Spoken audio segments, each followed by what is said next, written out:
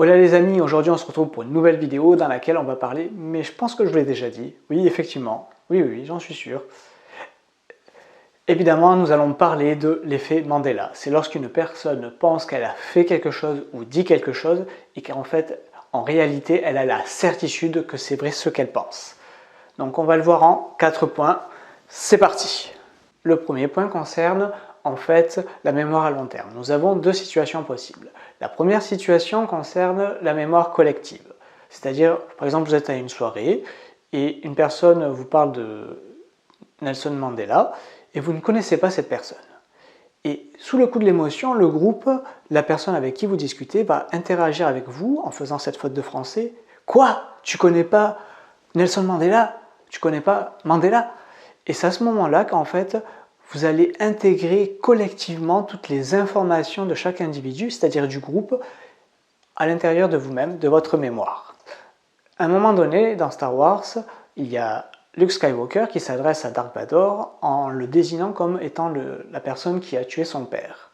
Or, lorsqu'on regarde le film, Dark Vador dit « Non, je suis ton père ». Et nous, ce que nous avons enregistré, c'est « Luke, je suis ton père ». C'est bizarre. Tout simplement parce que on a intégré cette scène, c'est-à-dire la personne étant Dark Vador, qui s'adresse à Luke. C'est pour ça qu'on dit « Luke ». On désigne la personne à qui on s'adresse, Luc, je suis ton père. Donc, un autre exemple en ce qui concerne l'intégration d'un souvenir dans lequel vous allez être acteur au niveau de l'effet Mandela, c'est celui de Blanche-Neige. Effectivement, à un moment donné, la sorcière s'adresse à son miroir, sauf qu'elle ne dit pas miroir, miroir. Pourquoi on a ce souvenir-là? Tout simplement parce qu'on considère comme étant l'interprète de la sorcière en s'adressant directement au miroir. Et donc, on l'appelle une fois par son désigné, c'est-à-dire miroir, et ensuite miroir, dis-moi qui est. Donc un dernier exemple, je vais prendre celui de la série Sex and the City, et non pas Sex in the City, ça c'est l'effet Mandela que tout le monde reçoit, c'est-à-dire que derrière ce message, on pourrait comprendre que beaucoup de personnes en fait souhaiteraient interagir à travers cette ville. C'est pour ça qu'ils transforment le and en in. Et sans doute qu'il souhaiterait peut-être interagir avec Samantha ou autre. Le deuxième point concerne en fait la mémoire à court terme. Et pour l'effet de Mandela dans notre quotidien, on a deux situations possibles. La première situation, c'est la personne en fait, elle est passive et elle pense avoir fait quelque chose. Ça peut être en informatique, je pense avoir cliqué. En fait, elle pense qu'elle a cliqué, mais en fait, elle n'a effectué aucune action. Et c'est pour ça qu'il n'y a aucun résultat. C'est comme si, admettons, vous pensez avoir rangé telle ou telle chose, et en réalité, vous n'avez rien fait. Pas d'action, donc pas de résultat. Et à l'inverse, la personne a effectivement effectué une action, elle est donc active, mais elle a oublié l'action qu'elle a effectuée. Donc du coup, elle n'a pas la bonne mémoire qui lui revient. Et donc ça peut être également collectif. C'est, par exemple, nous sommes en train de regarder la télé en famille, et la personne va chercher la télécommande, tout le monde voit qu'elle a pris la télécommande, on change de chaîne, on est absorbé par la télévision, etc., etc. Et au bout d'un moment, les personnes vont essayer de retrouver la télécommande, sauf que la télécommande aura disparu.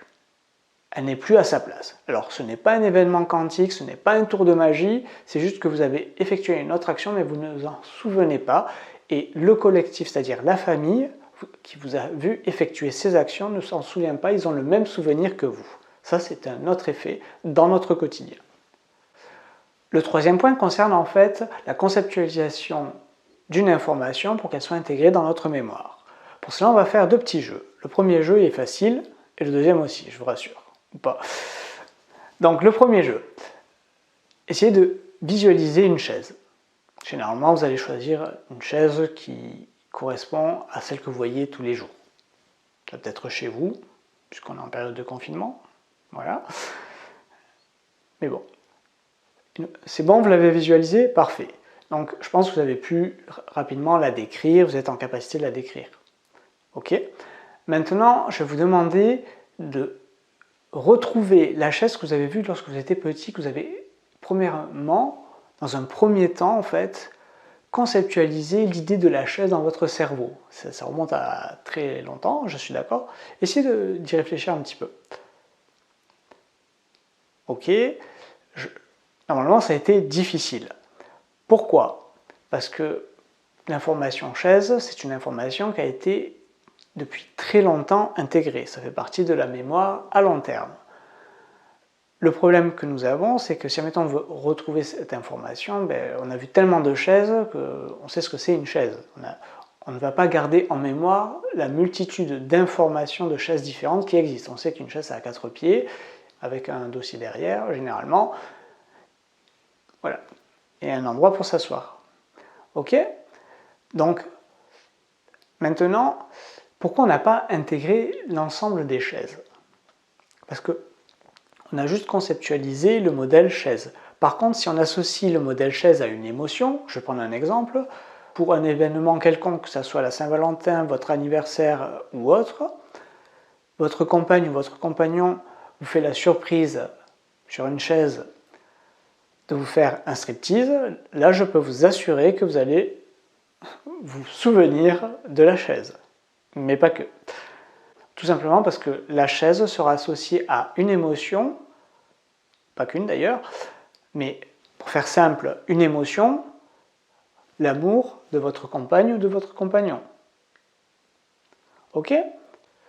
Le quatrième point concerne en fait le cerveau qui va trier la mémoire. C'est-à-dire que le cerveau va prendre toutes les informations, va prendre uniquement que les informations importantes, enlever celles qui ne le sont le moins, et réencapsuler, c'est-à-dire mettre tout ça dans une sorte d'enveloppe, de caisse, et le ranger dans un tiroir, dans un nouveau tiroir, pour sauvegarder tout ça. Donc concrètement, on va prendre 4 exemples. En ce qui concerne l'histoire de Nelson Mandela, pourquoi beaucoup de personnes pensaient que cette personne était décédée? Tout simplement parce qu'elle était en prison. Et la symbolique de la prison signifie la mort sociale. C'est aussi le même cas qui peut se produire lorsque des personnes ont disparu suite à un événement climatique ou autre. On peut supposer que la personne n'est pas là, donc on peut supposer qu'elle est décédée. Et ça, c'est problématique. Le deuxième exemple, en ce qui concerne Star Wars et Dark Vador, pourquoi nous avons intégré en fait la mauvaise expression tirée du film? Tout simplement parce qu'à force de répéter une information, Luke, je suis ton père, Luke, je suis ton père, on intègre un mauvais souvenir. Et en plus, pour faire un raccourci, on a enlevé directement certaines informations, telles que le nom, je suis ton père, le nom en fait, et on s'adresse directement à Luke.